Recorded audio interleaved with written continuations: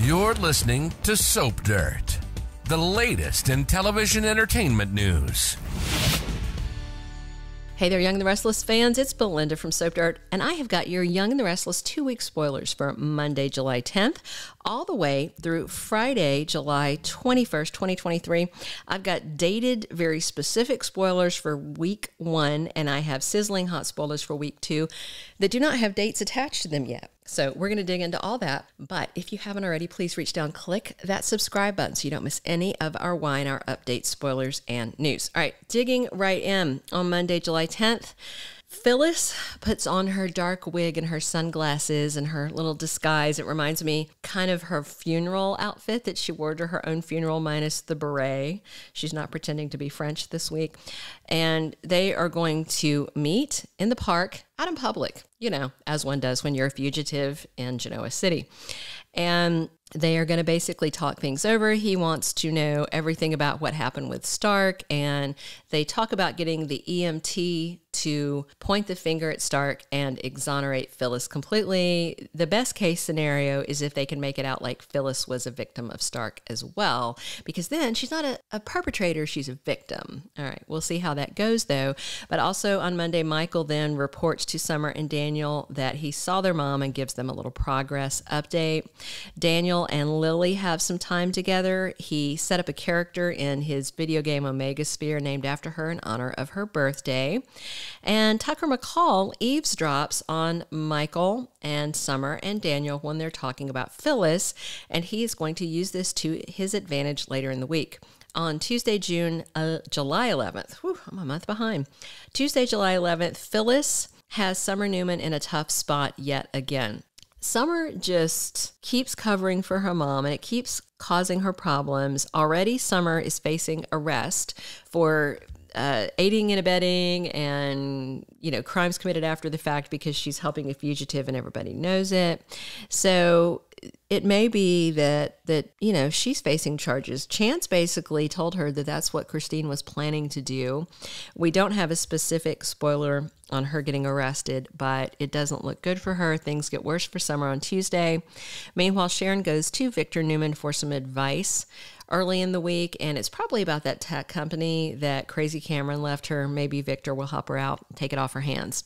All right, midweek on Young and the Restless, Wednesday, July 12th, we have Chelsea starting something new. Perhaps she's going to take Summer up on the offer of being creative director at Marchetti. That would be a good thing to have her there, just in case, you know, the woman running Marchetti, Summer Newman, winds up in prison for aiding and abetting her mom. We'll see. Devon Hamilton and Abby Newman move into the Chancellor Mansion. Devon is a chancellor, of course, and Chancellor has moved out because he thinks baby Dom would be better off there. So his ex-wife moves in with the man that she was shagging behind his back, as one wants to do. You want to invite the man that your wife was sleeping with into the family home, you know, because you're cousins. So, or exactly, I can't, second cousins. I don't want to do the math on that family tree, but they are related. All right. We also have Sally really thinking hard about what she feels for Adam Newman midweek on Y&R. That letter made a dent, and as it should have. It was a great letter. I mean, Adam did good. Adam loves her. Adam's so heartbroken. Don't you just feel bad for Adam? Don't you just want to hug him and then, you know, see him shirtless? But anyway, maybe that's what Sally's thinking about. Although she does have Nick, and he's certainly, you know, some eye candy also. Those Newman boys. So Sally, you know, Adam loves her, and I just hope that she goes back there, but we'll wait and see. Thursday, July 13th on Y&R, Ashley has to set some boundaries with Tucker. I wish her good luck with that. When has Tucker McCall ever respected any boundary? That man is such a weirdo. He's so much fun. I really like Stephen Nichols in the role, but gosh, I love Trevor St John. All right. I always talk about him because he just tickles me pink, and I can't wait to watch him tap dance across whatever line in the sand that she draws, because he is, and he's going to do it with panache, and she's just going to smile and let it happen like she always does. All right. We're also going to see Mariah getting a surprising offer. Maybe this is professional. I don't know. And then Nikki is trying to shake some information out of her ex-husband, Jack Abbott. Maybe this is something about Summer and Marchetti and what is going on. I don't know. Friday, July 14th on Young and the Restless, we have Tucker getting leverage. So Tucker is going to meet with Phyllis next week. He finds the EMT and he kind of takes control of this project. He pays off the guy and tells him what he wants him to say. And then he goes to Phyllis. He finds Phyllis and he's like, I have this guy. Your fate is in my hands. He can say what will help your case or he can say what will hurt your case, but I own you now. What does he want? Well, he wants Phyllis to go back to trying to destroy Diane so that Ashley will stop trying to destroy Diane and pay more attention to him because he is a needy, greedy baby who wants her attention. So then in the official Y&R promo for this week, there is a little discussion between him and Ashley about this leverage that he gets.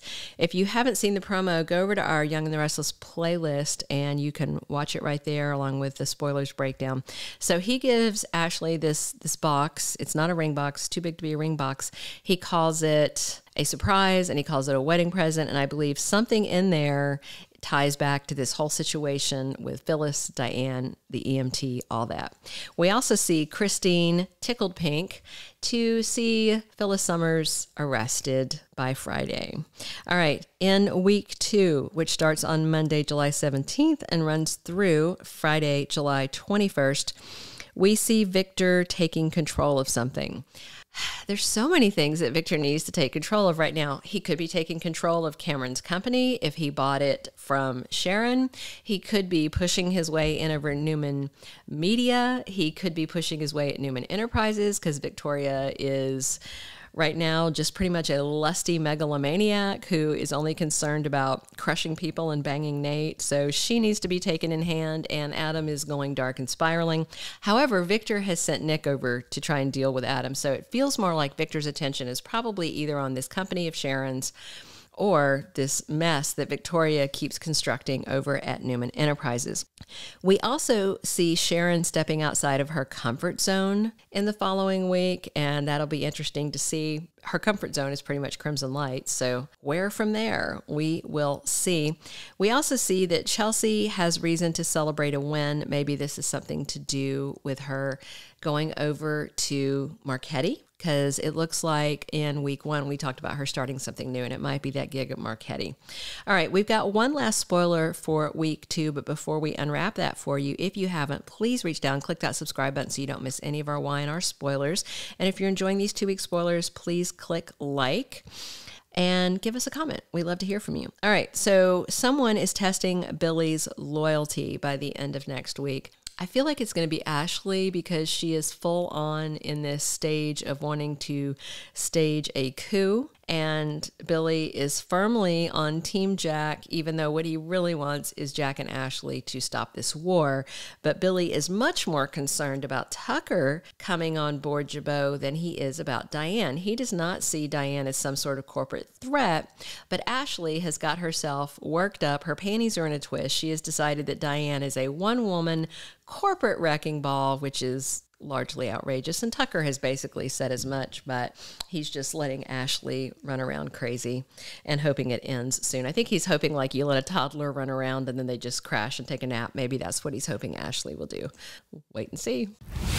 Thank you for being a loyal listener. Follow us wherever you get your podcast, because you don't want to miss the next episode. Soap Dirt is on all the major podcast platforms, including Apple Podcast, Spotify, iHeartRadio, and more.